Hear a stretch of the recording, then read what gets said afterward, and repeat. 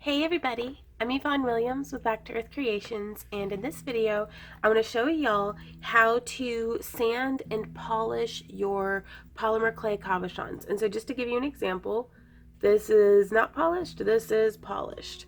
And these were from two separate clay batches, so the colors aren't exactly spot on, but I will get the camera flipped around so you can get a better view of the comparison between the two, and then I'll show you guys how to do it. So let's get started. So here you can see a little bit better the difference between the two. These were made with the same kind of translucent clay, but I mixed in a little bit more of translucent into this one, whereas this one has a white core, whereas this one was solid opal. So you can see the kind of difference that made, but we'll talk about that in a different video. But just the level of shine on these. You can see this one's super shiny and glossy. So, to get started, I want to talk to you about the sandpaper we'll be using. You definitely want to use wet, dry sandpaper. You could get a Sculpey pack like this one.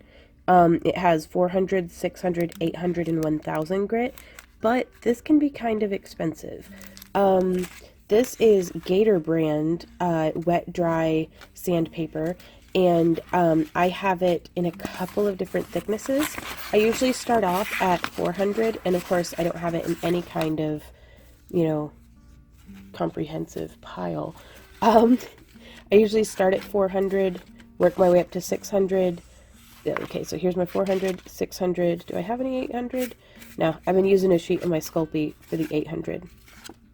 But there will be links to all the tools and materials used here down in the video description below. And then I go from 800 to 1000, then 1000 to 1200, and then up to 2000. Probably should have stacked that beforehand, but this is what's happening. And then also, I'm going to be using just a squirt bottle of water. And this is one of the cabochons that I made in another video. If future Yvonne remembers to, there might be a link somewhere up on the screen showing you how I made these. But I'm going to begin, first and foremost, you want to try to have as clean and smooth of a cab as you can, because you don't want to have to be sanding off super deep fingerprints or fingernail marks or different things like that. I'm just going to spritz it a little bit. And already just that wetness on there makes it look super cool. And I'm going to be starting with really, it's out of order already. With the 400 grit. And I just function in a circular motion. There's no grain to polymer clay typically, so you don't really have to worry about, it's not like when you're sanding wood and you want to be in grain with it, or in line with the grain.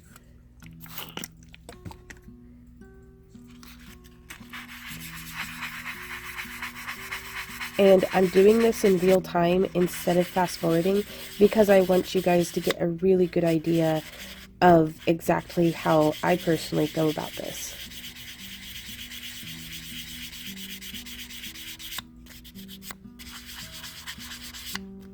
And you can see with the Mocha Magane that I did on this will actually change the stone. It will remove some of the layers, it will expose some of the colors of clay that are underneath.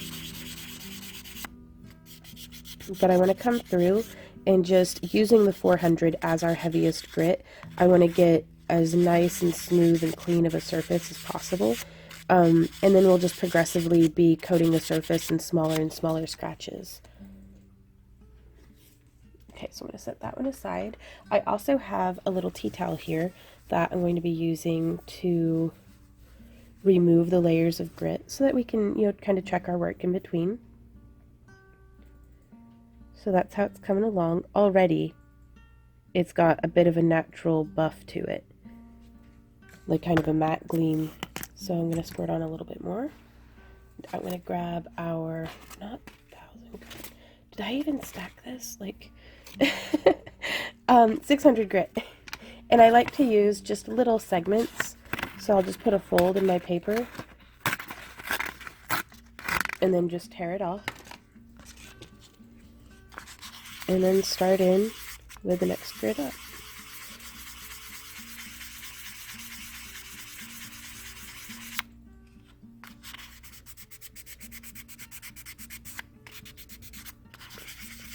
And this can be quite a bit of work, but it's really worth it, I feel like. Especially on flat stones like this, where you can give it such a nice natural gleam just on its own. Now also, I've heard anecdotally from other polymer clay artists and crafty type folks that Sculpey, the clay that I used to make this cabochon, does not buff up as well, like as vibrantly and like intensely shiny the way that like Fimo can. But, you know, it still does a pretty good job. And so now, squirt more water. Coming in with our 800 grit. And even when the paper gets kind of gross like this, still usable.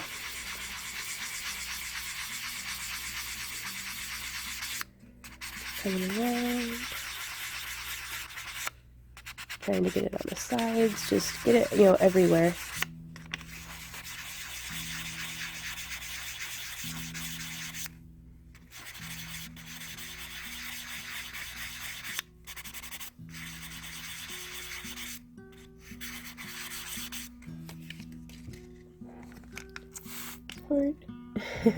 And this is also one of the many reasons that I work on a stone surface, is I don't have to worry about water soaking into my wooden desk. Okay, so we've moved up to 1000 grit.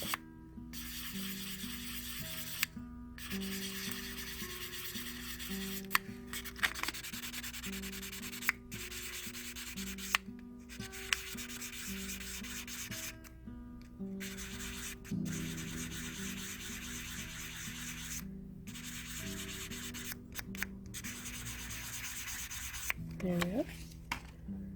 And oh man, it feels so silky smooth. Spray.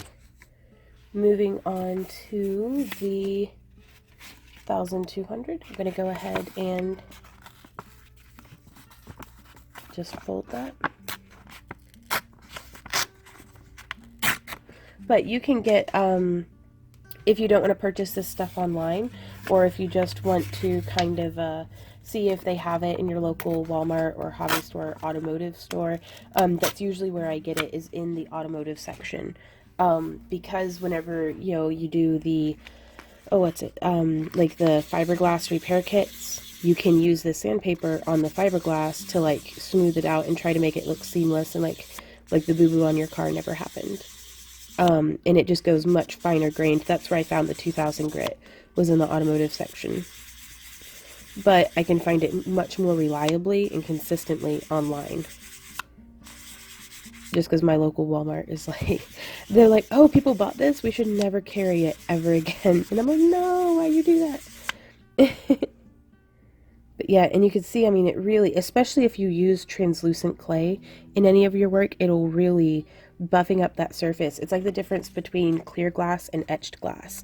Unpolished translucent clay, to me, reminds me very much of etched glass. It's very cloudy and not, you know, it's not as easy to see into. Whereas once you buff up that surface, it becomes so translucent and nice.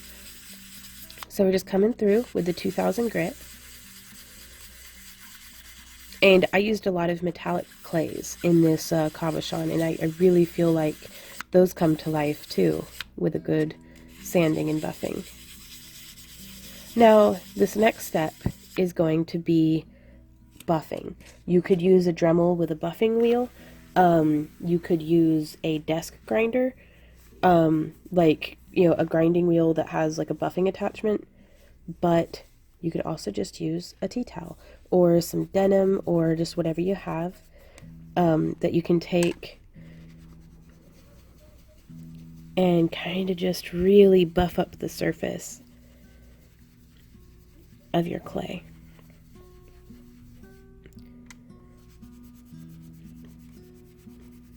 And I'm just coming through and just scrubbing tight little circles on it.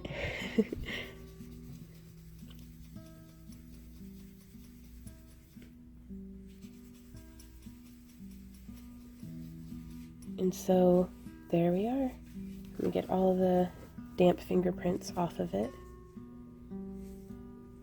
And so here's this one, and let me grab out a cab that hasn't been polished. Well, that's not a very good example.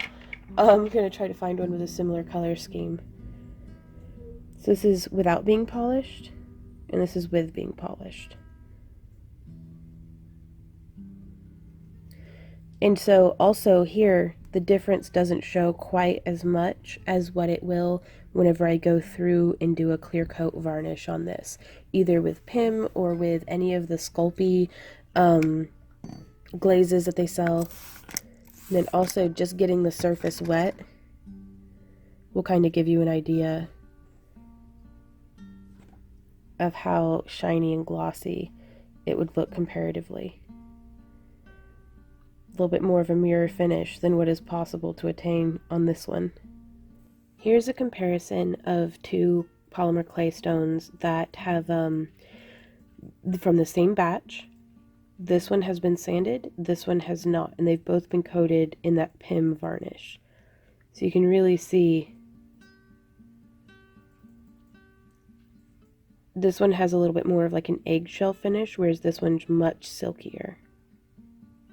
This one's still nice, it's just not as shiny as the one that we sanded first. And I also feel like this one has a lot more depth on the silver colors than what this one does. And it's really hard to capture the difference effectively on camera as well. There's just so much more depth in the one that has been sanded. But there we go.